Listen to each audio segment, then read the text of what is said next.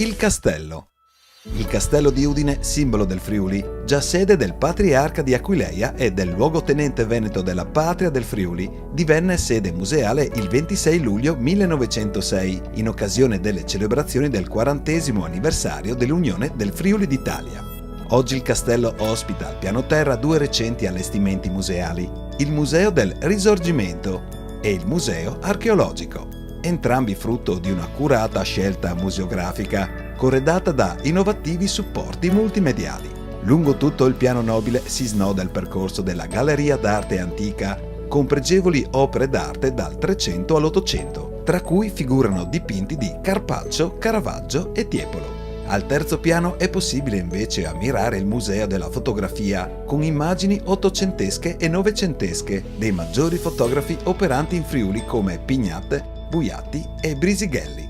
Sono presenti anche alcune collezioni normalmente consultabili su prenotazione, le raccolte numismatiche, la galleria di disegni e stampe, le raccolte di scultura e gipsoteca. Inoltre presso il castello vi sono due importanti servizi culturali aperti al pubblico, la biblioteca d'arte con oltre 45.000 volumi e circa 350 periodici e la fototeca, che conserva più di 180.000 immagini fotografiche, negativi e lastre originali.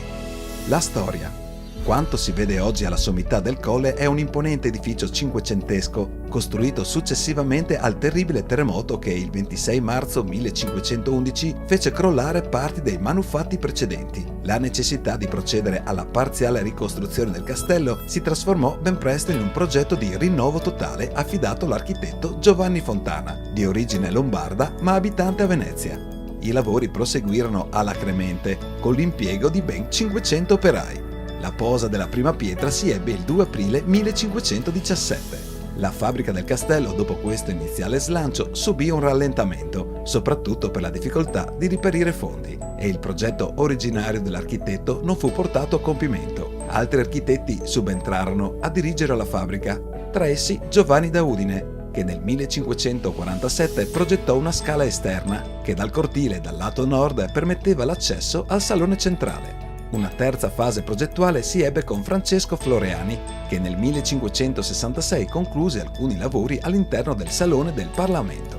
Alla fine di quell'anno il vasto ambiente fu completato, costituendo così un punto di riferimento per le iniziative di maggior prestigio per la città, e iniziò la decorazione pittorica, vera e propria antologia della pittura friulana alla metà del Cinquecento. Nel 1576 fu realizzata una scala interna per salire dall'atrio al Salone del Parlamento, che completa nelle linee essenziali il nuovo Palazzo Castello. Tutto ciò che in seguito sarebbe avvenuto non intaccò in maniera sostanziale la struttura originale dell'edificio cinquecentesco, terminato agli inizi del XVII secolo.